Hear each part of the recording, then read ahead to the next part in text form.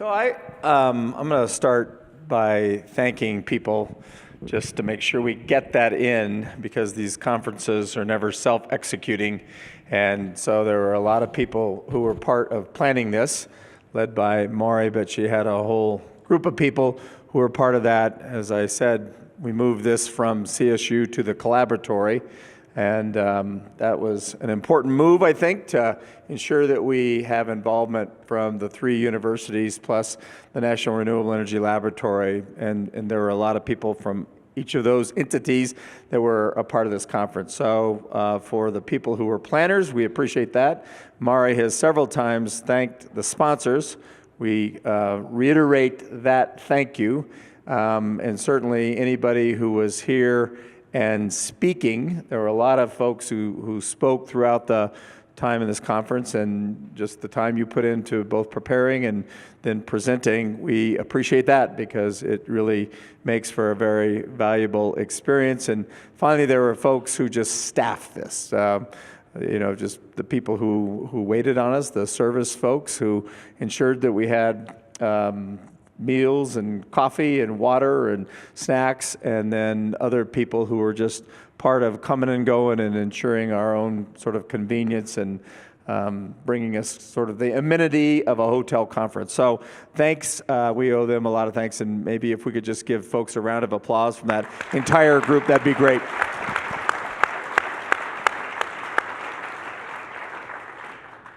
The other thing that I think is important is to note that we've been doing this this is our 8th conference, and I don't think we would have started with a session. We would never have begun with a session, Utilities as Innovators. And I think partly that's because times have changed, but I would say mindsets have changed. So we've seen so much happen in that 8-year period. I think what was described for us, and I'm particularly thinking about the international panel this morning, what was described for us is a serious global issue that's still a very big problem, and maybe so big that people look at it and think it's too big to work on. I actually had that thought come to me this morning as I sat and listened to Morgan Bazillion's panel. This is too big to work on, and then I think about sort of what we are working on, energy transitions. And while we may not be able to solve this on a global scale in this room, I thought it's too important not to work on.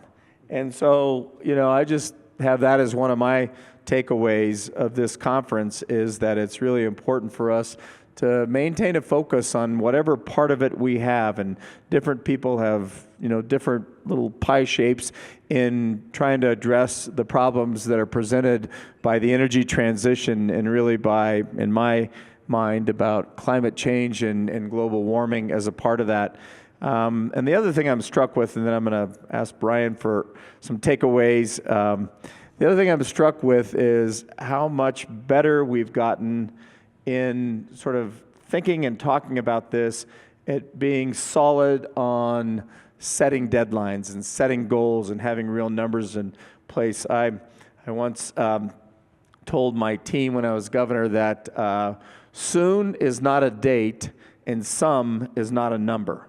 That if you're really going to impact change, you had to set deadlines and you had to set meaningful goals for those deadlines. And so for us, we always tried to do that, and I'm struck by the number of utilities that are doing that, by the number of governmental entities that are doing that, the state governments that are doing that, the people even candidates for office. And some of those things, you look at those numbers and say they're not realistic, but they become realistic over time because you set goals and you set deadlines and you move toward them. And I think what we just heard from the utility as innovators, they don't actually know the end path that they're on for the 2040 or 2045 or 2050, but they're committed to using innovation to try and get to the place where that goal that they've set, while it is difficult to understand, it is a number and it is a real date, and they are driving toward it.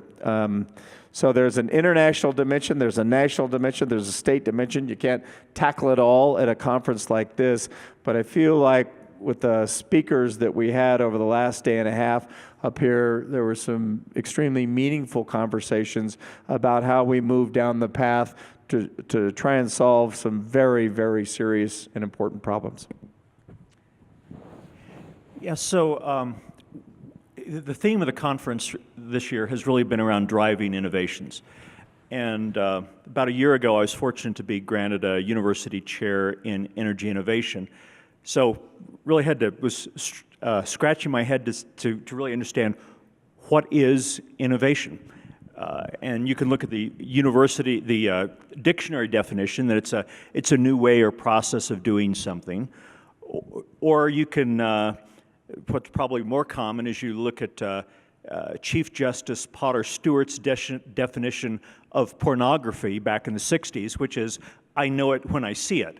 And that's actually not a very prescriptive definition you can work towards. But I think my favorite definition is Andy Hargadon at University of California, Davis, talks about innovation as a network that you build to solve problems. And in the utility panel this morning, we talked about SoCal Gas talked about wicked problems, the wicked problem of decarbonization of the utilities. And I think the theme, to me, the theme here this year, particularly as we're expanding this symposium to the collaboratory, is how much bigger the network is. It is a statewide network. And we saw yesterday that we had great minds at the table, people like visionaries like Amory Lovins, and then are able to bring in national leaders from Department of Energy and Breakthrough Ventures. But we also saw in the quick sessions yesterday the depth of technology that has been is being pushed forward by across the state, from the universities and from the National Renewable Energy Laboratory. But even more than that is that those are not happening in isolation, that there is now a very robust network between those four institutions, and then with the industries, with the companies like Excel and Public Service Company and Platte River, that network is really a robust and active community looking at this wicked hard problem of decarbonization, but at the same time with the constraints that it has to be economical and needs to preserve reliability. So I think that the theme for me is what a cool environment we have in Colorado with this network around energy innovation and developing solutions for real challenges that we face globally around climate. So it's not, we're sort of in this flyover between the Boston MIT camp and the Stanford, Berkeley, Silicon Valley, but we've got this really robust community building and growing and innovating, and thank you, for that. So what a cool place to be right now.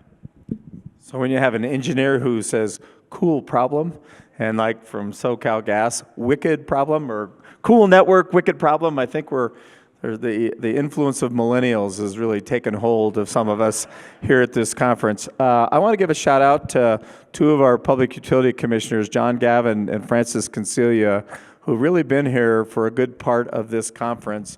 I do some conferencing in my life here at the center, and did certainly when I was governor, but it's really a commitment on their part to be here for the last day and a half. They are some of the more important people in kind of the evolution of Colorado's energy transition as regulators, and I really appreciate the fact that you've been here and that you've been involved, and you've certainly been participating in the Q&A even, so thank you both. Let's give them a hand if we could. Thanks.